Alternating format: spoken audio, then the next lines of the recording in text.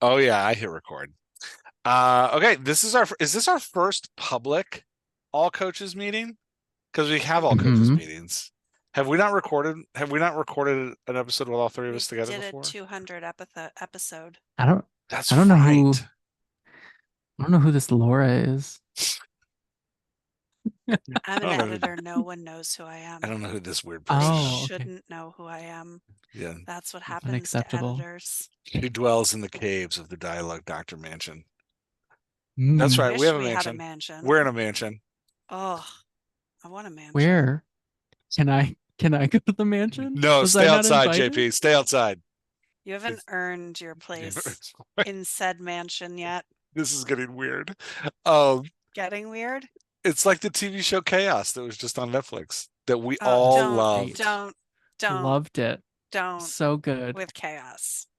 I loved every It minute had of so it. much potential. We all thought it was fantastic every single second. I loved it. I I know loved it. you all do not understand pacing of a television show. Oh, it was fun. Okay, why don't we do a quick for somebody who this is their first episode. Weird first episode. Sorry about that. That's a Awesome first choice. episode. Awesome, best first episode ever. Introduction to the coaches. To the coaches, yeah. We're gonna start doing this routinely. So let's every week. We're gonna start doing this I'm just kidding. Oh, I No, think we that's would too lose much. listeners. Listeners would be like, That's no, This you is all. we've been running unacceptable. 2 episodes a week. This is now the third episode every week are just the coaches. I mean, I think we could do No. that. I don't think there would be any listeners. Zero Technic- listeners. Technically, with the bonus episode I put out on the Patreon, it's the fourth episode every week. Mm. Yeah. Okay, so let's do quick introductions. Say who you are and what you like to edit. How's that? Is that good? Or what you like to coach? What you like to edit or coach? Yeah, can I add another one? Yeah. What's your editing specialty? Isn't that the same thing? No, what you like to do and what your specialty is are two different things. Do you not like your specialty? No, I do, but what I like to do is different than my specialty. Okay, well, you go first because I have to think about that. Yeah. Okay, but what was the first question? I only remember the second question and the third What's question. you? what's your name? Oh, yeah, that one's too hard. Pass. I'm gonna pass. I'm out. I'm out. I'm done. Too much, too hard. Oh, I can add it, but I can't know my name. I'm Laura Hum. I use she, her pronouns, and I'm one of the Dialogue Doctor coaches. nice. Did I get it? You Did got I do it. it? You Did I nailed do it. the thing? It was perfect. Yes. Okay. So, what do I like to edit? Everything. I know that's a Okay. cop-out, but it's actually true. So here's the thing that I love about editing is when I read, because I have to do so much reading for work, and then when I was going to school for school, that when I read for pleasure, I only read things that I just naturally love, like murder mysteries and that kind of thing. Anything with a zombie in it, pretty much. So anything that could be turned into a Michael Bay movie is what I like to read. But when I edit, I get to read so many different genres. I edit a lot of historical fiction. I'm editing a couple of cozy mysteries right now, which is not something I naturally gravitate to. I'm editing some science fiction and some like hero stories, like superhero, supernatural stories.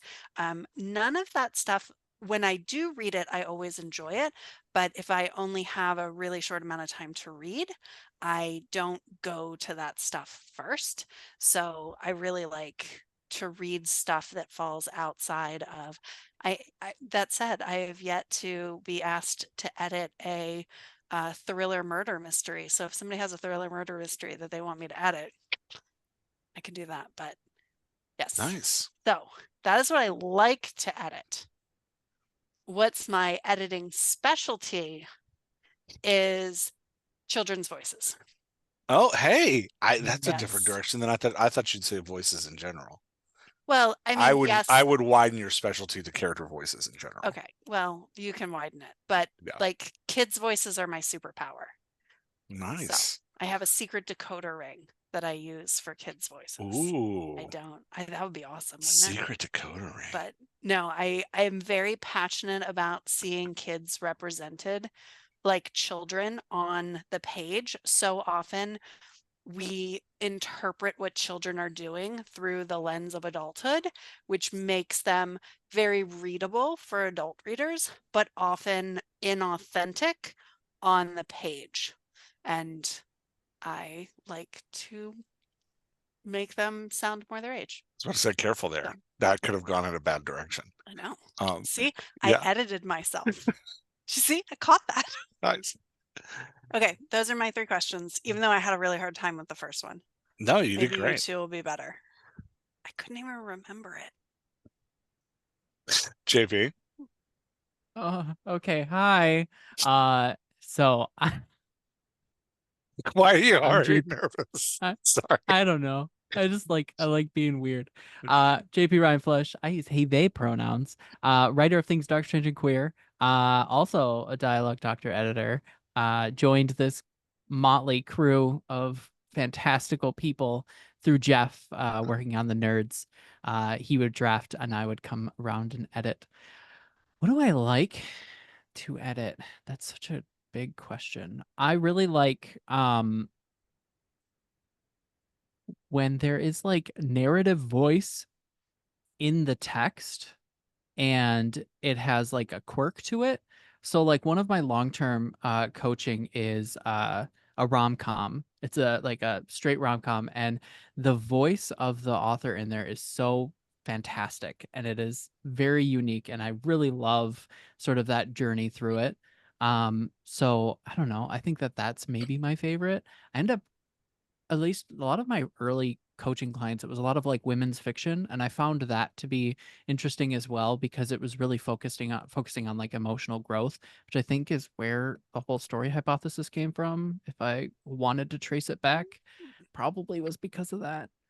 Makes perfect sense. What I'm, yeah, I think so. I don't know. Love fantastical stuff though. I'm a big nerd. My Clifton strengths are high ideation input and intellection. So because Ooh, of that, that means that I calling them like out. to stitch things together and see the webs of things. So that's probably why I like, and I would say my specialty is like story hypothesis, because usually when I read like even a scene, I can sort of see where it fits into a bigger picture and where the story is headed. And so ideally, and from everyone that I've talked to, I've figured out a way to sort of spruce up that scene and really get it to flow towards the direction that the author wants it to go in. Nice. Nice. Yeah. I have to say, you 2 are so into the different like ways of classifying the way people think and the way they Mhm. connect with each other. Mm-hmm. Do you know your Clifton strengths, Laura? I don't even know what a Clifton strength is. Nice. You We should gotta take them. introduce you to Becca. Yeah. You also and Becca keep would love talking each to other, me by the way. You about two would be Becca, Enneagrams, we are best friends, but friends. you don't know me. I am resisting. You can't put me in a box. Nobody puts baby in the corner. Nobody puts baby in the corner. Okay, I'm Jeff Elkins. I'm a dialogue doctor coach. Yeah, what do I like? What I like is easy. I really like working with authors who are stuck. That's my favorite. I like coaching authors that are Mhm. stuck. Speaking of Clifton strengths, my top 5 are strategic, restorative, context, individualization, and relator. So I really like everything.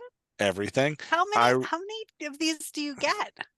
You get 34. 34. Yeah. Okay, well, that's fine. I'll just give the right answer. Yeah, I don't know. Numbers. So I like strategically seeing your path as your individual, hearing where you've been, and then helping you figure out where to go next. That's my jam. I'm happy to edit like a completed manuscript. Like I'm happy to work with anybody, but I really like working with authors who are stuck. So that's what I like. What's my specialty? I don't know that I have one in comparison to you guys. I would say because y'all's are so strong. I don't know that I would say mine is probably like character growth arcs. That's probably my specialty. I would It's- agree with that. Yeah, that's probably what I'm best at. Ditto. We should have answered for each other. We should have answered for each other. Although I Yeah, would have but y'all given the made it weird. answers. Yeah, we did. Which we do. We always do. Mhm. Okay, so let's get to our 3 coaches questions, which we're going to start using every time we do this. First coaches question Always the is same 3? the exact same 3 I always. don't know about that. I don't think I signed up But for there are that. 4 questions that you sent. The 4th was a gonna- special question. It's a special question at the I'm gonna- top.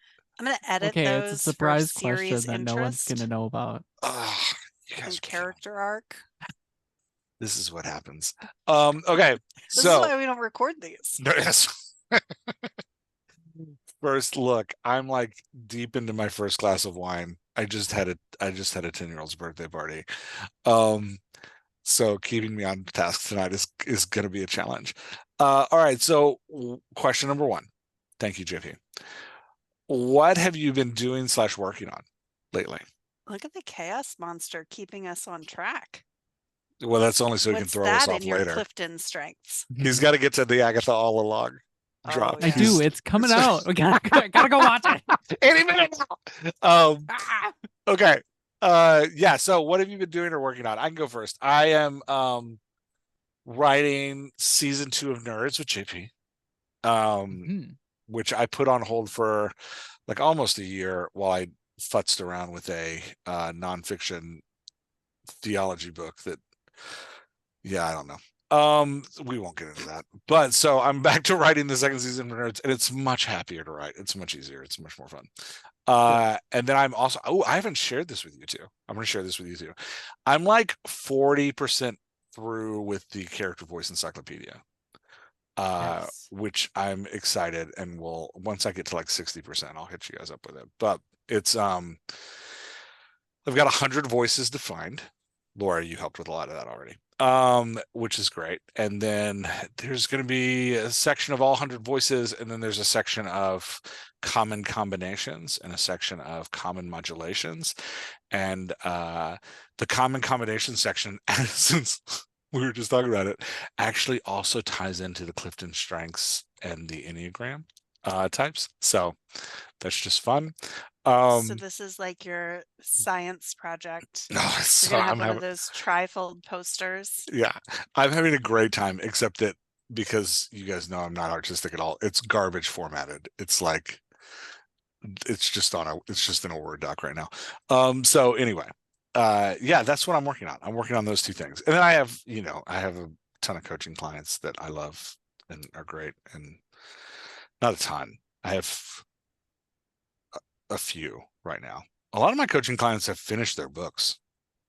I need more coaching clients. I know they're done. So I need more coaching clients.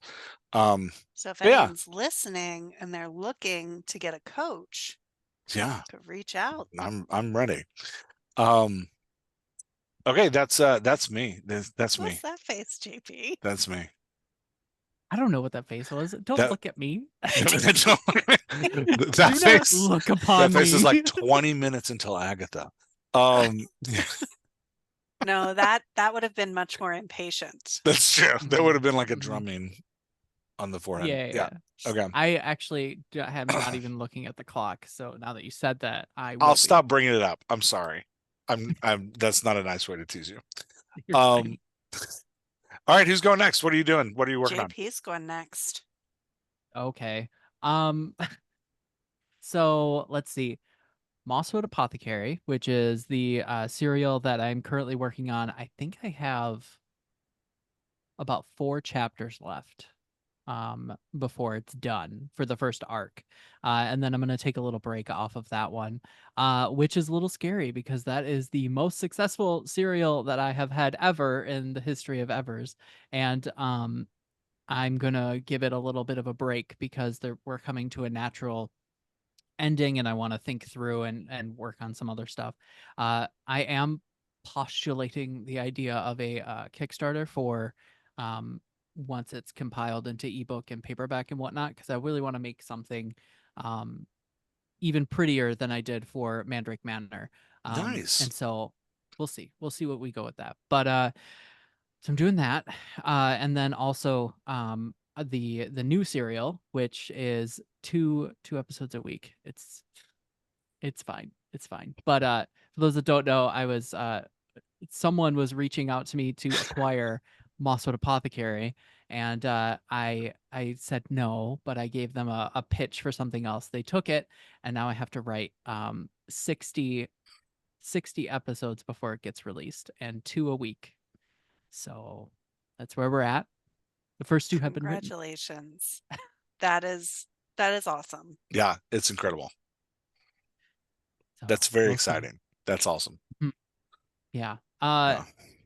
It's a lot of work. Did you say where all these things can be found? Mosswood can be found on Kindle Vella. I'm not going to say where the other one is found until things are more solid. Fair. But Okay. I've signed the contract, but you know. Yeah. Yeah. What do contracts actually Yeah. mean? Yeah. Yeah. Yeah. Contract fine. section. That's great. That's really exciting, JP. Congratulations. Yeah. Yeah. And then one of my coaching clients, we have gone through their book once. We've gone through it the second time with pretty big edits. We're about 2 chapters before we're done with that. And then I really think that they're like very ready to either send it to somebody else or do like the big manuscript quick edit through and then call it good. I'm really excited for their book to come out. It is adorable, but I can't talk much about it because it's them. They can worry about it. Nice. So yeah. Congratulations. Hooray. Lots going on there. Yeah. I should have gone first, so I didn't have to follow that. I know. Can I just have a side note here and just say, No. I've worked with publishers and audiobook publishers and gotten contracts from people before, and every time somebody sends me a contract, I read it and I say, hey, there's too many loopholes in here for me. Can you please rewrite this? And I'll specifically be like, rewrite these sections. People, tighten up your contracts. Anyway, sorry. That's just like, hey, tighten up your contracts. Like one contract I got, they were contracting me for an audiobook, and then they were like, we have the rights to all things, paperbacks, hardbacks, ebooks, and audiobooks. And I wrote it, I sent it back, and I was like, I'm not signing this. And we're like, oh no, we meant just to put the audiobook. I was like, oh, it's like, they're like, oh, it's a blank contract and we forgot to delete the other things. I was like, all right, well, delete them and send it back. And they did, but they only asked for one book in the series. And so I was very surprised when the next book, when they were like, can we have the script for the next book? And I was like, you don't have a contract for it. But come on, tighten them up, people. Tighten them up. Anyway, sorry. Well, congratulations to you for getting. Oh, that was years contract. ago. That it was doesn't years matter. ago. You still got it. You can still be excited about it. No, it's nothing. It's not a celebration. It's just just my story about to encourage people to please tighten up their contracts. Can you two please celebrate your accomplishments? JP needs to be celebrated. He has people actually asking for his work, which is like, what author has anybody asking for their work? That's amazing. All right, I'm going to celebrate both of you. Hooray. Laura, how's life? What are you doing? What are you working on? I have been working on, we just launched a new course, Edit Yourself Like a Dialogue Doctor. We are in week 3, officially in week 3 of this cohort class. And I am super excited about it because for the last probably 9 months, I have been working through how to write a dialogue doctor editing book. And I kept running into blocks on needing to have a lot of work to show what we do. But for this course, we were finally able to identify how to write the concepts of editing without necessarily needing to show what the work looks like. We've created a couple of new systems and some new acronyms. We definitely played into the acronyms.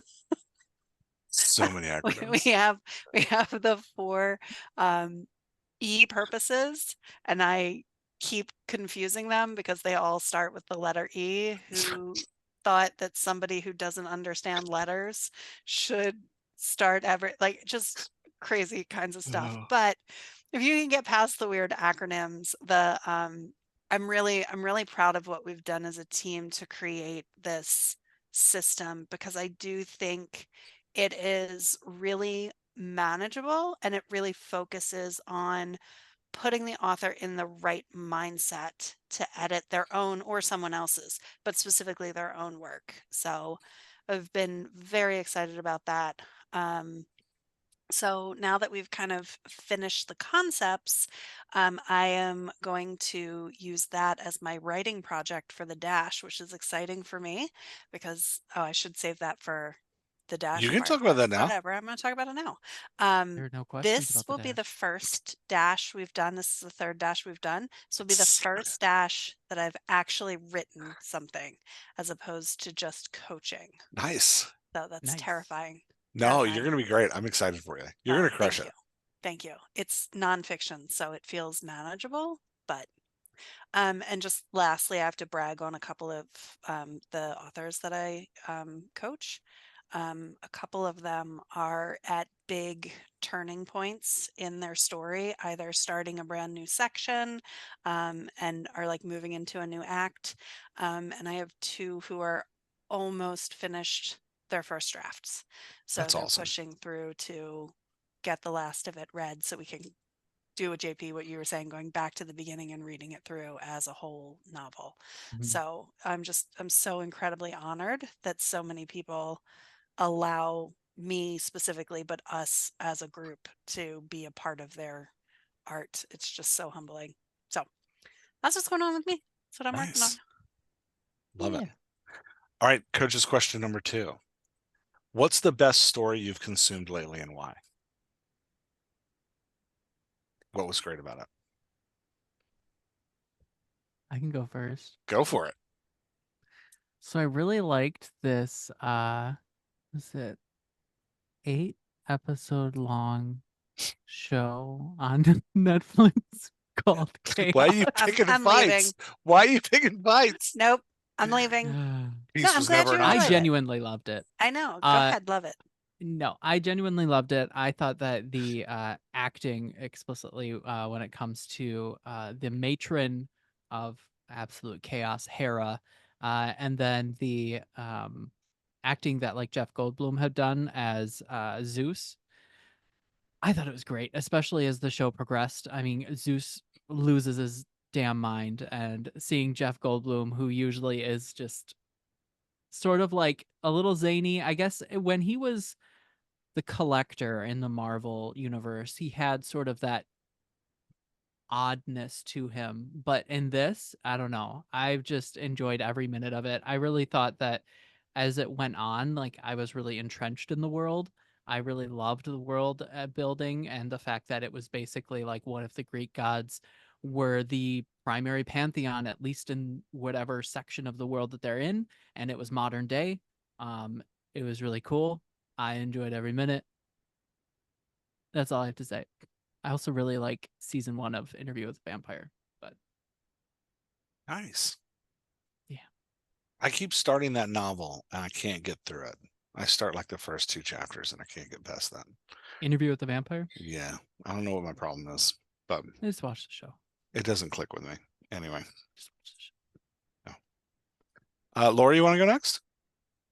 No? Okay, I'll go next. No? Is it because it's chaos, isn't it?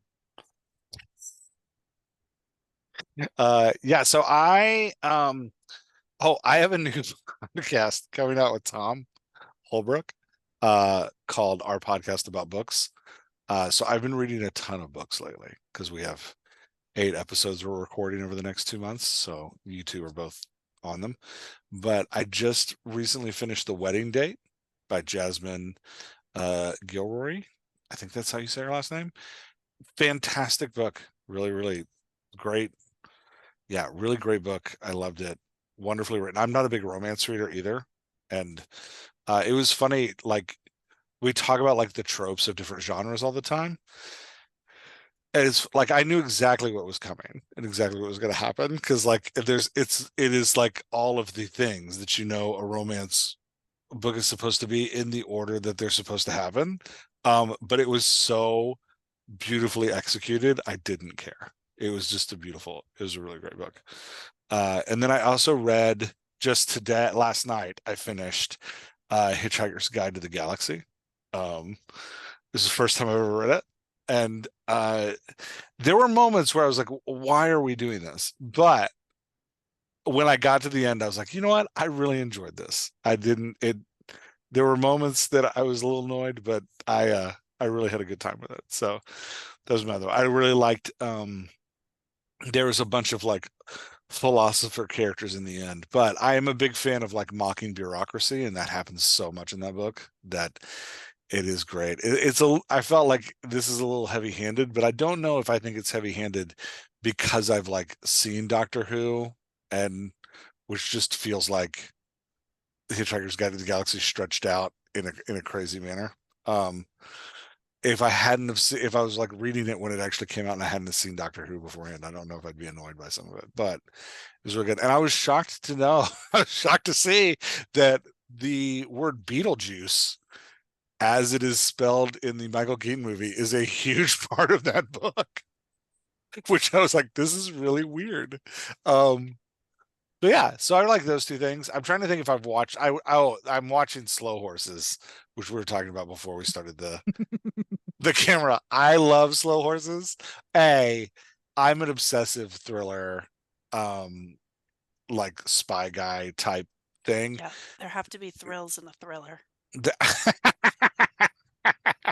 So to quote, since we invoked her name earlier in the podcast, to quote Becca Syme, I once had a session with her and she looked at my strengths and she said, yeah, everything you write's going to turn into a thriller somehow. And I was like, oh, good to know. So Yours isn't a thriller. Leave it that's alone. because you keep not letting me kill characters. Every time I'm like, we got to kill Bob, you're like, no.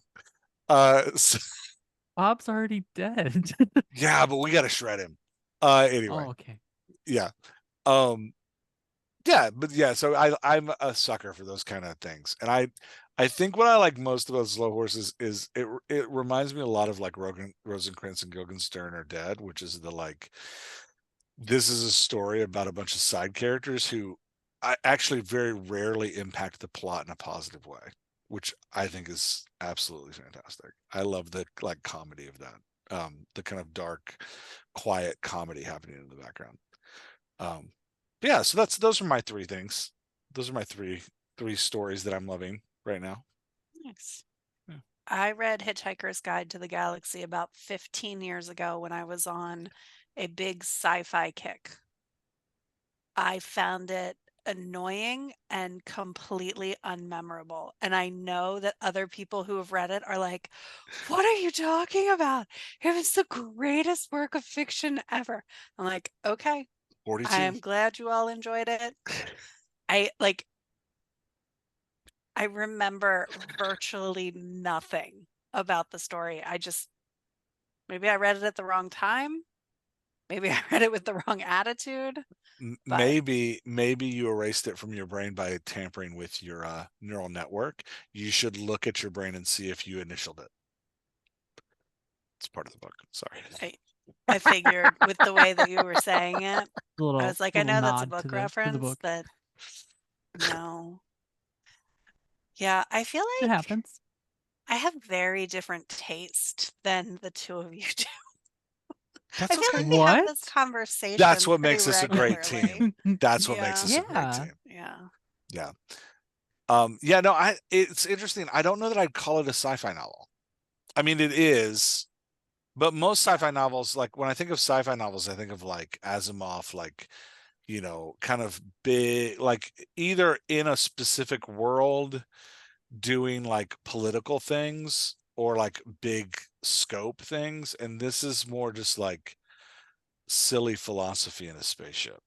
if that Sci-fi makes sense. whimsy, which Yeah, yeah. isn't like Becky Chambers' Long Way to a Small Angry Planet. Yeah, Similar. yeah. Yeah.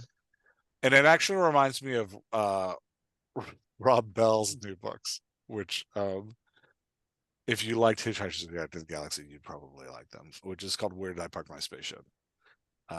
Anyway. He's doing a cool thing. He's got a big following of readers. He's currently driving his son to New York for some reason. They live in California, and they're driving to Brooklyn, and he is stopping along the way. Whenever they stop at a rest stop or a gas station, he leaves a copy of his new book and takes it like behind a bush or like under a table, and like takes a picture of it, and then people in that town rush to go and get it. And I find that hysterical. Anyway, so Good for him. yeah, on his Instagram, he's got pictures of his books in weird places, and then pictures of people like holding them up triumphantly. New marketing Yeah. strategy. I wish That feels right up his alley too. It is right That- up his alley. That feels very on brand for him. Yeah. I haven't read any of his new stuff. I only read his older stuff. Where Did He Park My Spaceship is his first piece of fiction, and it is very, very, very, very, very in his voice. Mm. Very in his voice. Yeah. Anyway, I think I put the interview I did with him on this podcast. I think I did. I did it for a different Nice. podcast, but I think I put it on this one. Anyway, if not, maybe I'll run it. Anyway, yeah. All right, Laura, what do you? I'm sorry, I totally cut you off. I took over to your try answer. to pick up all the reader or all the listeners we lost from this podcast. Pull them back. All the people who are like, can you talk about something writing related, really funny. editing related, voice related? Yeah. Okay. Best story I've consumed lately. I gotta go back to it because I just binged it for like the 6th time. Ghosts, the American version. I am Oh. completely obsessed. The cast, the writing, the story, the character growth, all of it. I can't get enough. I literally have watched it. I think I've seen the first season 6 times. Nice.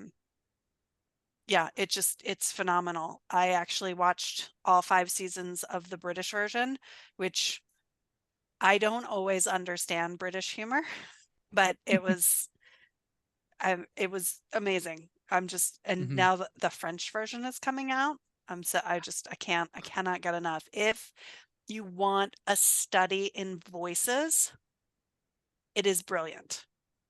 And I don't know how much of it is the writers and how much the actors are bringing in, or if it's the collaboration, but it is perfection. The episodes when the ghosts possess the humans and the actor has to do the voice of the ghost, sheer brilliance.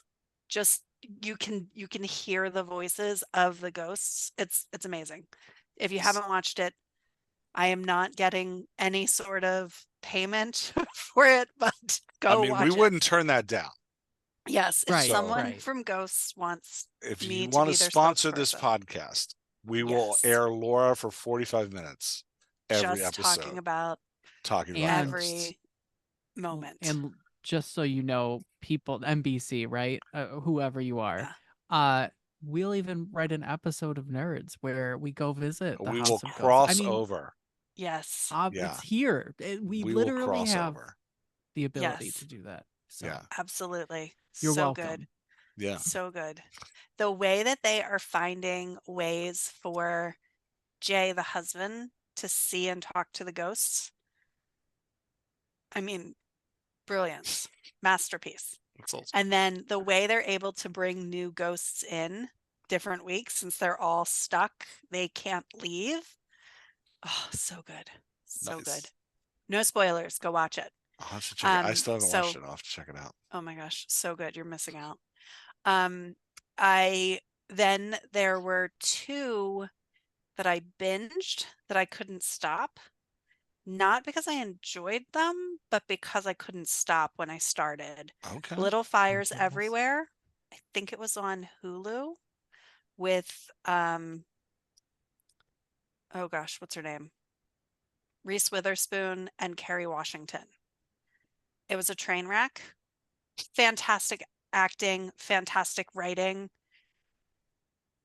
It was not something I would ordinarily watch, but I watched it, and once I started, I couldn't stop. Nice. Not necessarily because I enjoyed it. What was Yeah. it that kept So you what going? kept you? Yeah. So it's set in the 80s, and it's this white woman who has every privilege in her life, and you see throughout the story that she is very resentful that she is a stay-at-home mom and not out in the world being a force for change.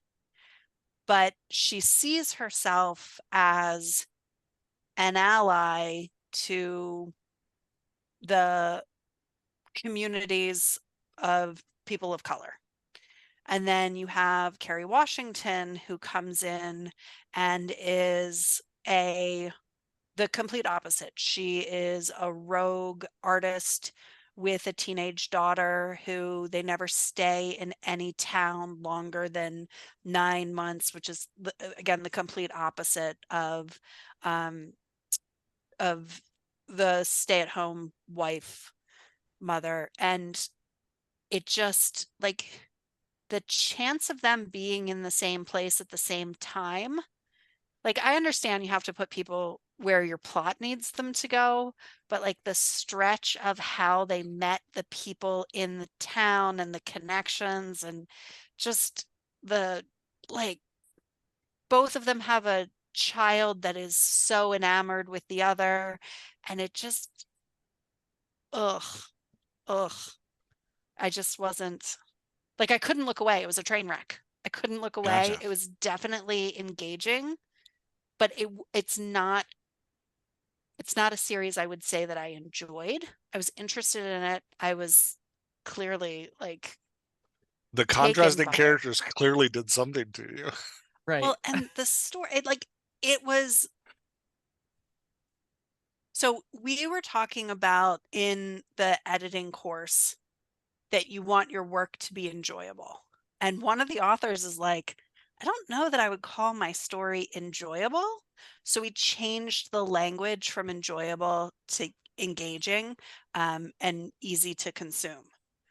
It was engaging and it was easy to consume, but it wasn't something I would say I enjoy. So there was that.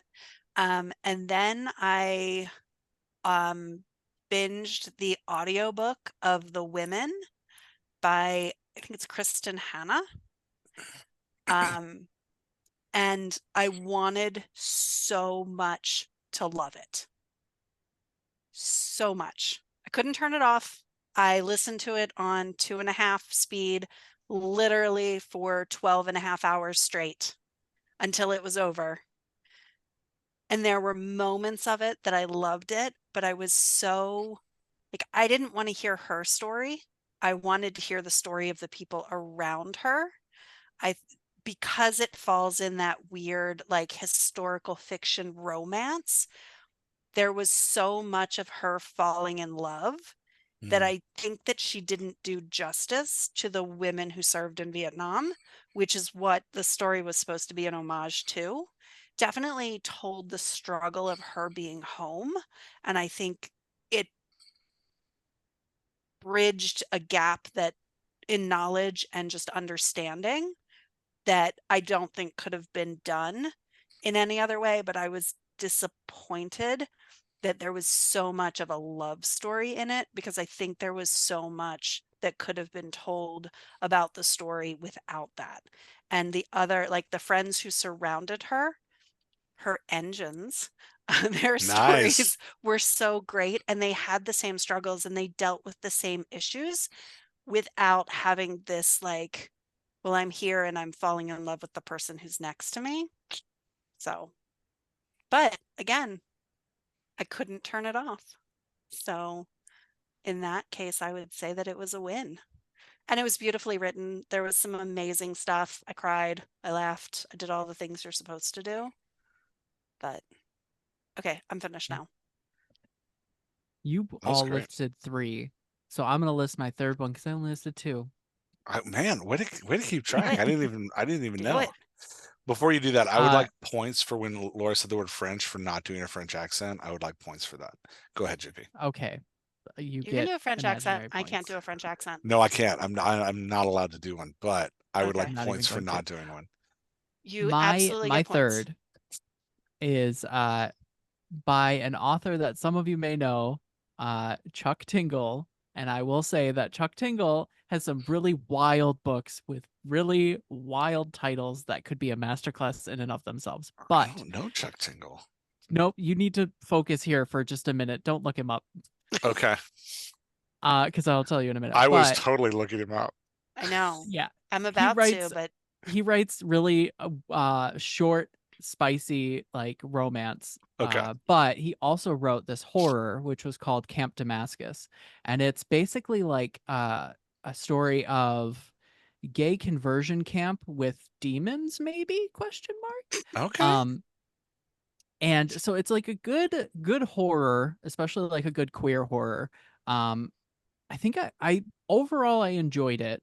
Of my list of queer horror, this one probably marks in like the top 3. I'd probably put it at like 3 or 2. But yeah, no, it was really good. It was this approach of this like character who struggles with identity and struggles to remember things and is haunted by some strange demonic creature, and then it's not too difficult to start to realize that like she was at a gay conversion camp and something happened there and she needs to figure out what that is. So it's really cool, interesting story by this author who writes very different titles. So I know he also has a second one that came out, I think last month, called Bury Your Gaze, that follows to the same like horror stuff. So you know, it's looking for queer horror. Nice. I love that. I will look him up later because I started to look him up and it says Chuck Tingle, the trans wizard Harriet Prober, and the bad boy Parasorlophysis, an adult romance. And I was like, that's enough. I can't look at it anymore. I'll just start reading titles all day. They're great. Yeah, They're that's really brilliant. That's brilliant. Yeah. Okay, coach, question number 3. What is something you are learning about writing or about yourself? I can go first this time. So I have had, it's been a weird writing couple years for me. I've been publishing indie writing publishing for 9 years. And for most of those years, I did 2 to 3 works of fiction with like a short story collection, sometimes thrown in there. And then last year I did 2 books. I did Nerds and I did Inside Outside. And I did a Dialogue Doctor. The Dialogue Doctor Will See You Now. And then this year we've done 2 manuals. I guess technically one of the manuals came last year. And I did a prompt book.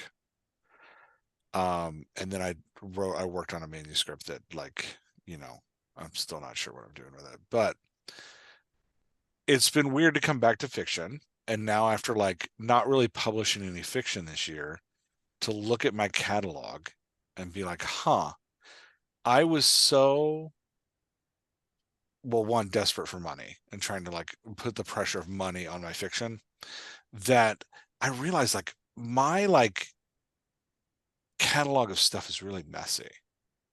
Like I have 2 audiobooks in 1 4-book series.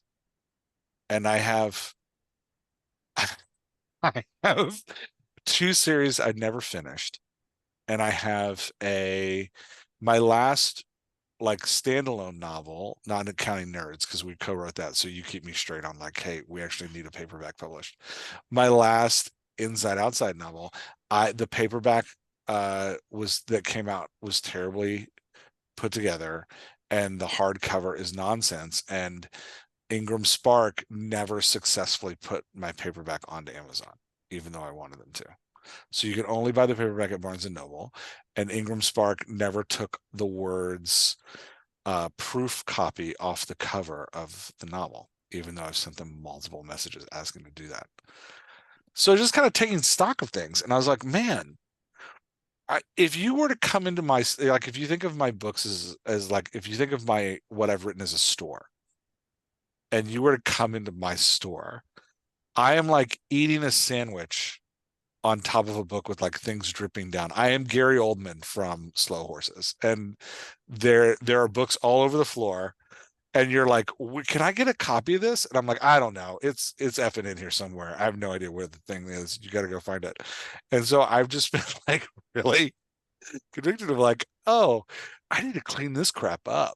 Like, so anyway, that's something that I've learned. And it took me like going to write some nonfiction for a year and then coming back to it and being like, where did we leave off? And then looking around at my like quote unquote book office and being like, oh my gosh, this place is a disaster. So yeah, that was that's what I've learned. And I'm slowly cleaning it up. I actually put out a paperback copy of the prompt book I wrote, because evidently I forgot to put the paperback copy out. And one of the dialoguers was like, hey, can I please have that? And I was like, oh, why did I ever do that? And so, yeah, I just put that out. I'm going to slowly go through, I'm going to go fix the paperback copy of Inside Outside and actually put that out, and maybe take down the nonsensical hard copy of it that looks terrible. So yeah, anyway, that's what I'm learning. The way you describe your bookshop Yeah. reminds me of season 2 of, again, British comedy Oh, Extraordinary. yeah. Good she show. she does therapy where she goes into her Mhm. own head, and her head is like a bookshop that's like piles and piles of books Yep. that are sort of unorganized. Yeah, it's And chaos. yeah. My like storefront, if you think about the books you write and publish as a storefront, my storefront is a nonsense storefront. I have to fix my storefront. And I'm walking around like, why don't I ever sell any books? It's like, well, Jeff, nobody can effing find the books. What are you talking about? So anyway, that's what I have to Well, that's good what I for have to you for fix. figuring that out. I feel like that's something that you could have gone another 10 years without really realizing. Oh, totally. I That's totally could have. Yeah. And if I hadn't have tried to write this memoir that like, nearly murdered me, I yeah, I don't know. My mom read it. She really likes it. She may be the only person that ever reads it, but she really likes it. Um anyway, that's what I've learned about myself. Yeah. nice. Or I need to finally like make enough money where I can hire a personal assistant and be like, hey, can you just go fix all this crap for me? Or at least tell me what I need to fix. Can you just like go through the catalog and figure out like what's not there? Anyway, yeah. Because I'm pretty sure I meant to publish everything wide. And I'm pretty sure only like 6 of my books are actually wide. I don't even think any of my books are live on Kobo right now, because at one point I probably turned them off for some kind of promo and then forgot to ever turn them back on. I'm a nonsense person. Anyway, all right. Somebody else start talking before I keep talking about, before I I don't know. I'm kind of get more of enjoying my this. virtual salad dressing on I top of the also am book that I'm enjoying reading. this. Laura. So I have learned to trust myself as an author. Sorry, as Oh, not as an author, as an editor. It's a really weird thing for an editor to say, especially as we've been doing this for 4 years now. But there was this moment where I was compiling not to go back to it, but I was compiling the information regarding how to edit yourself. And I just had this moment where I was like, this actually makes sense. What I do actually has a method to it, because for so long it just felt like when I read something, I could just like, this is weird, but there were like arrows pointing or exclamation points jumping out on the Mhm. page going, problem, problem, warning. And it always felt like I was just like intuiting what needed to be fixed. So I'd always walk away from a coaching session being like, I told you a lot of stuff. I hope it helps. And then the author would integrate it and they would give it back to me and I would read it and it would be so amazing. And I'd be like, yes, this is exactly what I wanted to see. And there's something really amazing about reading an author's second draft that just feels like it should be published in the world, right? It feels like you could literally go to the bookstore and pull a book off the shelf and that's what you would see. It's so like I just love that feeling working with authors, but I never realized that like the feedback that I was giving was like, and I was always shy to be like, you know, how much time should I be putting into and a manuscript in order to like prep it and prepare it, and because I just never trusted myself. But there was this moment that I was like, hey, wait, there's actually method behind this. And I could actually like sort of start seeing the categories and I could talk about it in a way that isn't just, well, it like right here, you kind of feel how it's off and like that you're missing color here. Like, what do you mean I'm missing color? It's black and white. Like, what are you talking? No, but you need more color. You need more emotion here. Laura, that doesn't actually make any sense. And not that I ever said that. Like I was smart enough to like filter my crazy into like actual words, but it did feel like really good to know that, hey, wait a minute, there is something here. So that was pretty exciting for me. Also hugely humbling because like all of these authors that I worked with who have been like using my input to help them and they I don't know about your clients, but all of my clients are always like, oh my gosh, you helped me so much and this was so helpful. And I'm always like, I mean, if you think so, I feel like you could probably just go to a playground and talk to a kid and they could give you better advice. Not that I would recommend that. Please, authors, do not go trolling playgrounds to get advice from children. That's not going to end well for anyone. That is not a dialogue doctor recommendation. It's not. I am not advocating for that. And I mean, I always knew that like I understood story, but I don't know, it just felt like it all kind of came together. That's what I learned. Nice. Yeah. JP. Jeff. Well, what did I recently learn?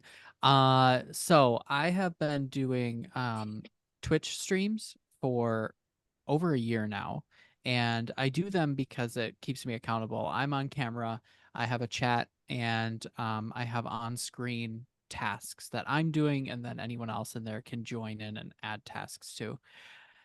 Those have been wildly helpful. They're the reason why I'm sort of able to do some of the stuff that I've been doing with the day job and writing all the serials and all that junk. It's it's one of those things that have has greatly helped me. But I realized when I wasn't streaming, and let's say it's a Monday morning before work, I would find myself in my old habits because no one's watching me. I have no accountability. And so I would just, spiral into something or get distracted by something, which was my problem. And then so I realized one of the things that really helps me is task lists. This is something that I constantly forget about and then remind myself about. And so recently I've been using like Google Tasks, super easy, but I have a string of tasks and I know what I need to do. I put due dates on them. And that has really helped me on the days that I'm not streaming because I will lose my mind if I stream every day, but it definitely keeps me going. So I guess that's what I learned. That's awesome. Yeah. Also, Jeff, you're muted. Also, I said learned that's a that great learn. Sorry. I I wouldn't say that well, anyways, I'm changing my cover for Mandrake Manor, and the original cover was an illustrated cover by a local artist, fairly expensive, but I would say that for the year that I had it, it was really great. It's always a strong reminder for people that you know, if you're going to spend a lot of money on a cover, know that it could always be replaced. I always knew this, but I think that it's always a good reminder. I love the new cover. I love the old cover. But I'm getting hardback covers and I'm starting to sell Nice. them next week. So, yeah. That's awesome. Congratulations. Yeah. Okay, final secret question of the night. It's not a secret. We have it's a secret question. We have actually in the Slack you said it was a special question. So is it Did a special I? question or is it a secret question? It's a special secret Special question. Secret special question. Secret special. So at the time that this airs, in 7 days, we will be doing our third dialogue dash. So we'll be dashing. The dialogue dash is our 80-day Let's Get Crap Done program. We do a month of strategizing, planning, thinking through how we're going to write, making sure that we have the resources we need, all that kind of stuff. And then we do a month of dashing / sprinting together, where whatever you're working on, you can work on it as fast as you possibly can for a month. And then we do like 2 weeks at the end of like cleanup, where we talk about how to edit what you wrote or what to do with what you wrote, like next steps with it. So wait a minute. This airs Wednesday of next week? A week from when we're a week from today. Yeah. So if you are listening to this, you still have 5 days. You do to sign up for the dash. Still have 5 days to go sign up. So go sign up. Go sign up. Dialoguedoctor.teachable.com. Thanks, Laura. Okay, so what are you most excited about for the dash? Knowing the website. That kind of undersells the program. Just kidding. I didn't know that. I couldn't have said the website. I usually say it backwards, and then I get emails from people being like, "Hey, on the podcast, you said the website backwards," and I was like, "Well, I am dyslexic, but it's not that kind of backwards." Anyway, dialoguedoctor.teachable.com. Yeah, thank you. What else are we excited about? What are we excited about personally experiencing during the dash? Anybody? Well, I'll go first. You go first. I've always really liked the meeting together, being online, and having that moment where you know that everyone has sort of come together to either learn about writing or to discuss it. So like the office hours, I love those because usually people come for questions and then I get to brainstorm. That's part of the Clifton strengths. It's part of my top 3 that I have. Means that I love brainstorming. It means that very I could pressured to go learn the Clifton vomit. strengths. Well, sorry, I mean, it JP. helps. I didn't mean to interrupt you, but I did. That's my Clifton strength. The reason why I say that, or like the reason why I talk about Clifton strengths, is because like for me, it made me realize that like I am a vomiter of ideas. I will just keep saying ideas and I do not care if you take them or not, and I will just like say as many as I can until one clicks, because that's all. Like I could just give like all these thoughts, and I realized that not everyone has that, or like not everyone is able to sort of do that. That's not how their process works. So that's why I love the office hours, because people can come to me for questions and then I just get to spend that couple of minutes ideating on something I never thought of before, and then just vomiting out ideas. So yeah, I really like the moments where we all kind of collate together. Nice.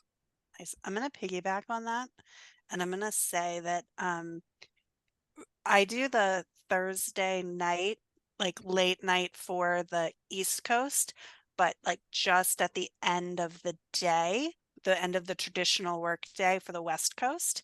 And typically the same group shows up week after week. I don't know if you all have kind of your regulars in the morning or not. JP, yours is way too early. I'm sometimes going to bed when you're like starting yours. And Jeff, yours is at like a reasonable time, but I love that like we all come together and we're all so invested in what everyone else is writing. You two keep doing weird hand motions to each other. We're just talking to each other. I gave myself points. make me I very got more nervous points. that you're talking about me. No, not at all. But I love the community aspect of it. That's not the see. answer to my question. That's me taking JP's answer and making it my own. Yeah, you jujitsu'd that question. That was great. Um, What's your favorite thing? I I'm gonna jujitsu yours too. I really like seeing people get things done. I think that's my favorite. I like seeing people make progress, and I like see people be excited about their progress. So that feels rewarding. You know, there's like we'll do over the next 2 months and 2 weeks, we'll do 6 webinars and a whole ton of office hours. Actually, I actually tallied it at one point, and 30 um daily encouragement videos, and all of that is fun. But I think what makes it all worth it is actually seeing people like get excited about finishing their work. That's what I like. Nice. Yeah. I feel like there's something there for you with this idea of like productivity is like a key factor for you. I wonder if that has something to do with like you starting a lot of new series and having Oh, I like mean, this if you want me to interesting feel. psychoanalyze why I We're can't just finish the reading into series, him. I know. Yeah. I'm not saying that you're not like it just I feel like new feels productive to me. I don't know. I mean, we can just kill some time there for a second because somebody might relate. My not finishing things was me holding rushing out 3 books in a series really fast, because that used to be the advice. And then Mm. like in desperation of like, I'm desperately trying to feed children and like, do things, holding up those books to the Amazon algorithm and being like, these, do you like these? Do you like these? You don't like these. Okay, those are gone. Here's 3 more. Like, it was this kind of like, just like desperately throwing things at the algorithm, trying to get it to love me back. I was never successful at that. But that's why I didn't finish anything, because when I saw that they weren't making money, I just abandoned them completely Got it. and moved on to the next thing. Yeah. It's a Got sad it. author tale. Aw. Yeah, and I have a weird divide in my brain. I really want the things I do to be high quality, and I really want them to fit. I actually had a shrink one time tell me, because I had to do an interview for a like contract thing that I did. I had to do they had me psychoanalyzed before they hired me for this contract. They told this shrink that analyzed told me I'm a weird combination of wanting it obsessively to be perfect and wanting it to be finished immediately right now. And it is a very weird thing about me, but both things are true at the same time. Not great for putting together a bookstore, but a virtual, metaphorical bookstore. Going back to me eating a Philly cheesesteak over top of the cash now register. it's a Philly cheesesteak. Oh, Okay, it's getting bigger every time. It's getting more details every time. More And it's the details, cheese whiz okay. kind, where the cheese whiz just kind of falls out the Nice. bottom. Yeah. But then instead of wiping it up with a napkin, I just lick it up with my fingers. Nice. I mean, Probably in that's front of you. It's the Yeah. only way to do it. That's how I roll. Yeah. Yeah. Anyway, back to the dash. I don't know. Hold on. I wanna lean in on that. JP, how are you as it relates to perfection and finishing things? Next question. Okay, you don't have to answer. No, I'm just kidding. One of the reasons I'm why so I write fascinated serials. where you're going with this. All right, go ahead. No, I'm just so interested because I think this is something really interesting about us as a team. Okay, I'm here Yeah. for this. Well, one of the reasons why I write serials and why I love serialized fiction and highly recommend it to anybody who struggles to get towards the end is because if I am given a sum of words to work through for myself, like my own manuscripts or manuscripts I've co-written, it's daunting. It's too much. I want to circle back to the beginning and, sprinkle in stuff at the beginning while I'm reading in the middle, because I want to make everything cohesive and perfect and whatnot. And what I learned is if I write serials and I draft the chapter, I edit the chapter, I publish the chapter, that chapter in my head is set in stone.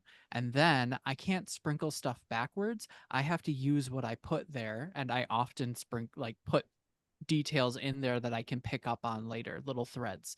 And I have to use what's already there to work with what I'm working on right now. So that's what I've figured out in my process is like if I have too much of something or if I have to work on a big piece, it becomes daunting and I won't do it. But for my own projects, if I can do chapter by chapter and retain the concept of like what is set in stone before, then I can keep moving forward. That's really interesting. What about you? But I didn't finish my loop, by the way. It's not productivity for me. It's actually helping other people. Anyway, but yeah, that's what makes motivates me. sense. Yeah. No, that makes complete sense.